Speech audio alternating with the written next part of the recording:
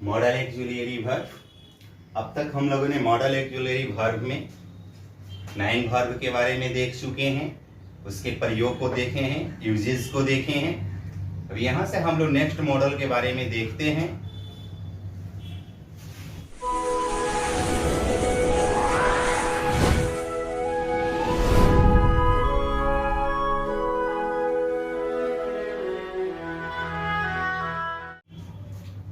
इसका मतलब होता है चाहिए। इसके पहले जो आपने मॉडल देखा शुड, वहां भी हम लोगों ने चाहिए के बारे में देखा। मस्ट अवश्य चाहिए के बारे में देखा।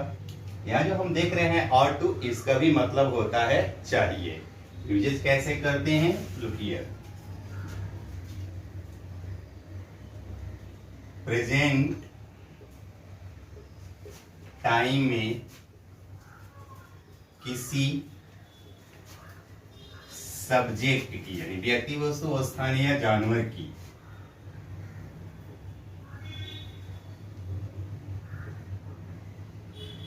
कर्तव्य एवं नैतिकता, बोले तो ड्यूटी एंड मोरल को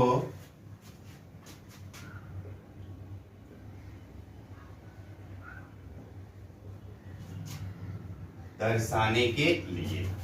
अभी के समय में आप किसी सब्जेक्ट की नैतिकता, कर्तव्य के बारे में डिस्कस करना चाहते हैं फॉर रिटन और स्पोकन, तो वहां पे हम और टू का प्रयोग करते हैं। जैसे कुछ एग्जाम्पल को यहां रख लिया जाए। जैसे मान लीजिए हमें बड़ों की आदर करनी चाहिए। हमें बड़ों की आदर करनी चाहिए, यह हमारा कर्तव्य होता है, हमारे नैतिकता को डिनोट करता है कि हमें ऐसा करना चाहिए। यानी जिस काम को हम सभी को करना चाहिए, मोरल और ड्यूटी की बातें हम करें तो according to duty and morality हम कुछ न कुछ है, तो जो हम हैं उससे रिलेटेड हमारे पास ड्यूटी होता है। जैसे हम छोटे हैं, बड़े हैं, इसलिए मान लीजिए हम किसी के भाई हैं, बहन हैं, पिता हैं, पुत्र हैं, हम शिक्षक हैं, हम विद्यार्थी हैं, तो जो हम होते हैं उसके अनुसार हमारे लिए कोई ना कोई कर्तव्य होता है, कोई ना कोई नैतिकता होता है। तो जब हम अपने कर्तव्य और नैतिकता के बारे में बातें करते हैं, किसी को सजेस्ट करते हैं, किसी को करने को बोलते हैं, जिससे हमें खुद करना चाहिए, उसे नैतिकता और कर्तव्य के कैटेगरी में रखा जाता है। तो हमारा आंसर होता है we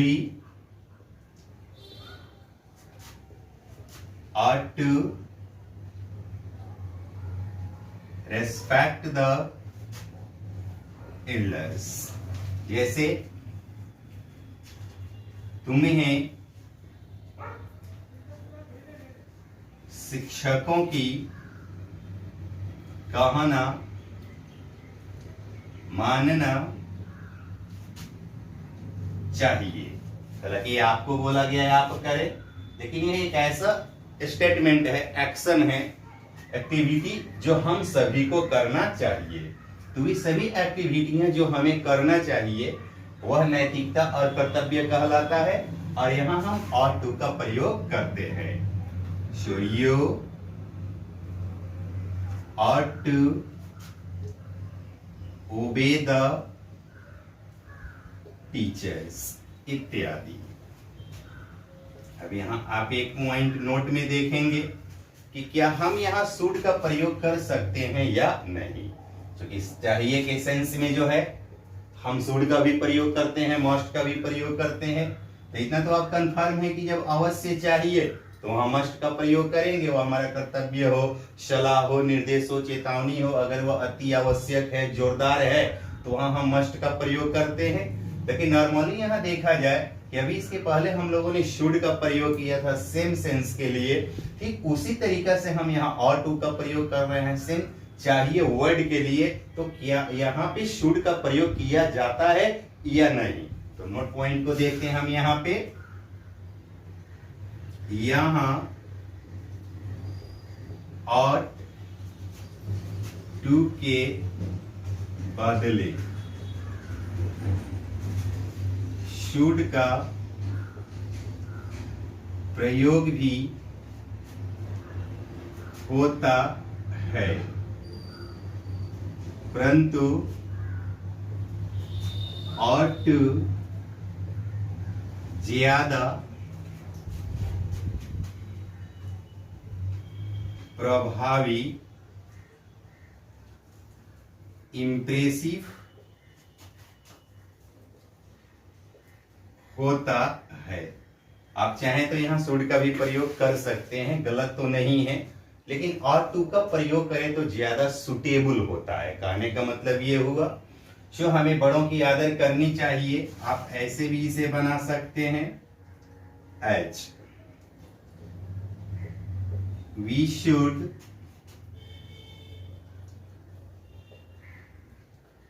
रेस्पेक्ट द एल्डर्स। तुम्हें शिक्षकों की कहना माननी चाहिए। You should obey the teachers. अब यहां से जो रिलेटेड क्वेश्चन होंगे एक बार आप यहां फोकस कर लेते हैं। जैसे मान लीजिए यहां एक सेंटेंस है, यू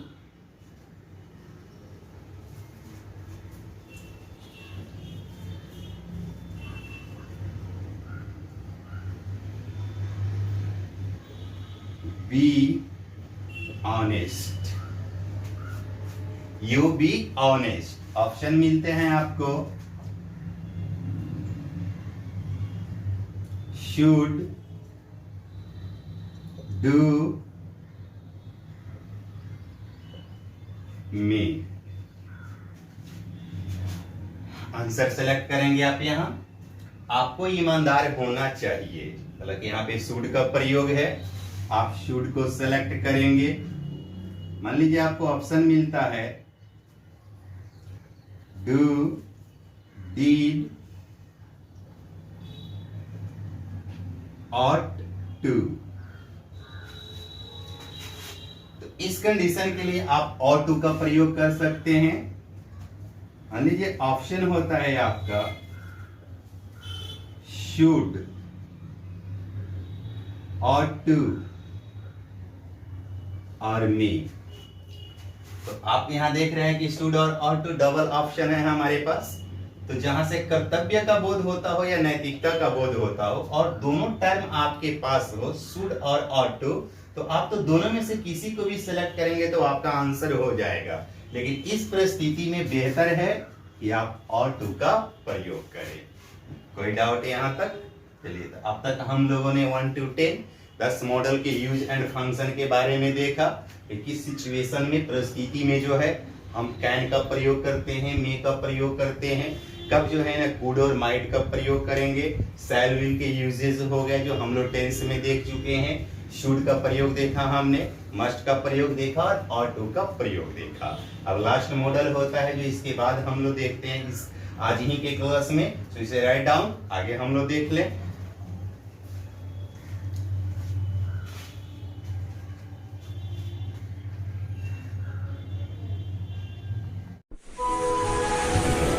नेक्स्ट मॉडल जो हमारा होता है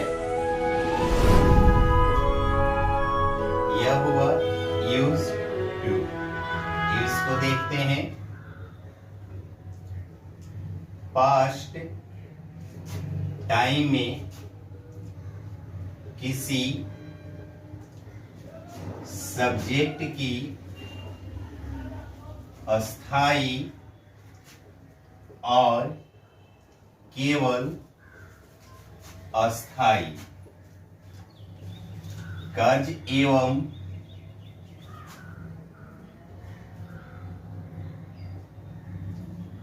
व्यापार को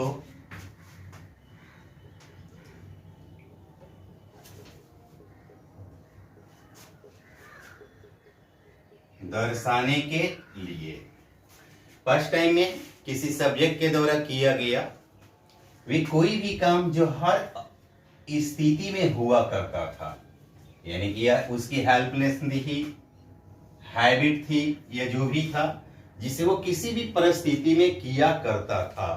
उस टाइप के कार्य को जब एक्सप्रेस करना होता हो रिटन और स्पोकन मोड में, तो हम वहां पे यूज टू का प्रयोग करते हैं।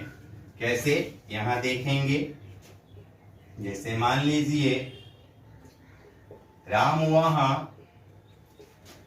जाया करता था।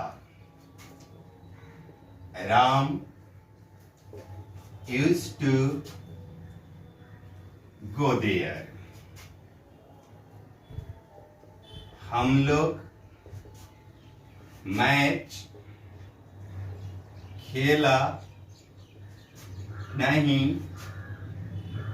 करते थे। We used not to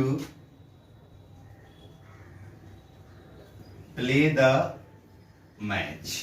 जब आप नेगेटिव सेंटेंस में रहेंगे तो सबसे पहले यूज लिखेंगे, उसके बाद नॉट और तब टू का प्रयोग करेंगे। अगर नेगेटिव है तो हम इसको ऐसे भी बना सकते हैं, we did not use to play the match. यानी अगर नेगेटिव है तो डिड नॉट का प्रयोग किया जा सकता है, क्योंकि यह पास्ट टेंस में है, सिंपल पास्ट टेंस के कैटेगरी में आता है। एक्चुअली यह टेंस के सिस्टम से थोड़ा सा अलग हट करके ये काम करता है, इसलिए डायरेक्टली हम यूज टू का प्रयोग करते हैं। यहाँ पे जो है ना, हम एक्शन के नेचर के बारे में अध्ययन करते हैं, न कि टाइम के बारे में। तो इस टाइप की जो एक्टिविटी होता है हमारा, जो हर हाल में अस्थायी और केवल अस्थायी हो, वहां यूज टू का प्रयोग करेंगे।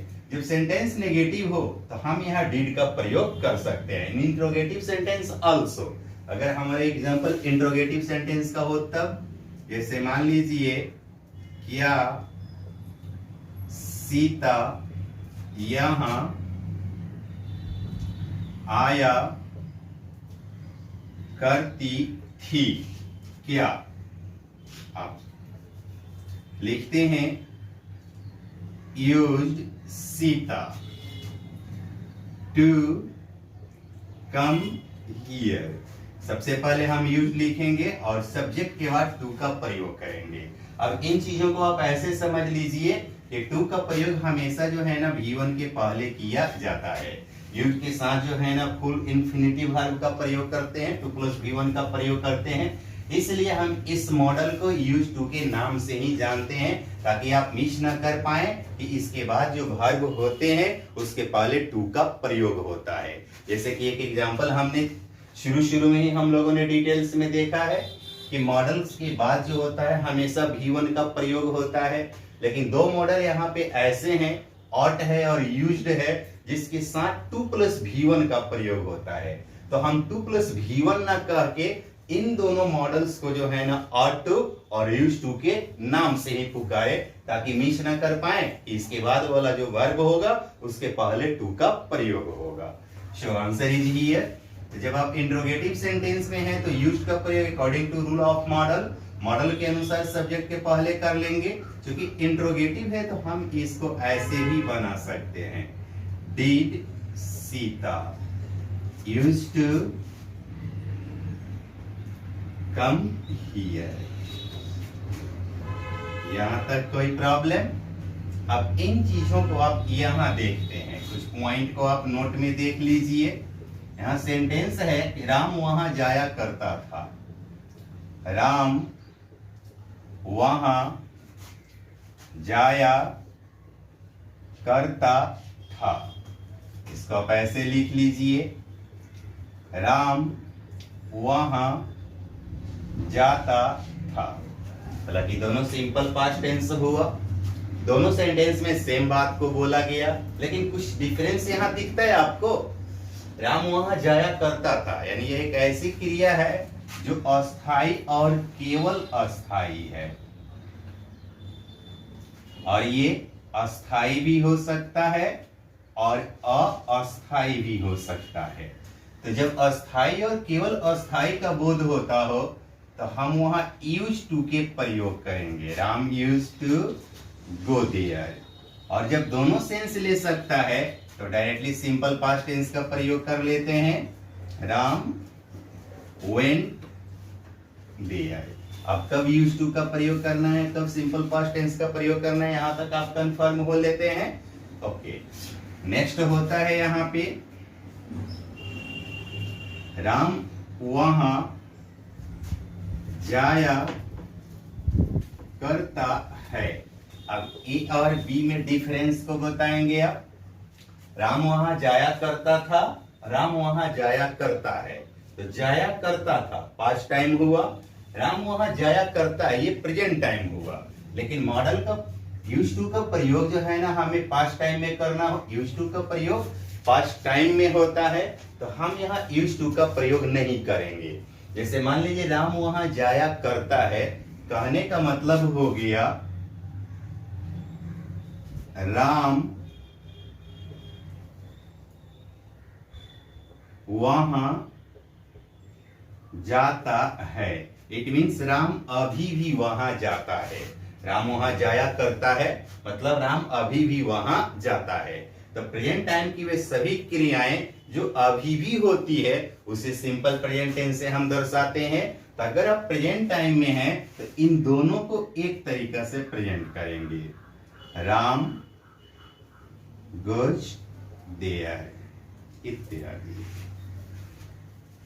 बोलिए, एनीबॉडी एनी प्रॉब्लम? तो यहां तक हम लोगों ने मॉडल को समाप्त किया। आपका मॉडल जो है ना 11 होते हैं। आप 11 मॉडल के यूज एंड फंक्शन को देखें। जो आपके बिहार बोर्ड या सीबीएसई बोर्ड के 10+2 हो या हाई स्कूल के आप स्टूडेंट हो, वहां पे ये काम आ सकता है। दूसरी बात है रिटन एंड स्पोकन इंग्लिश के लिए हर हाल में ऐसे स्ट्रक्चर के अगर प्रयोग करने हो तो हर हाल में वहां मॉडल का प्रयोग किए जाते हैं।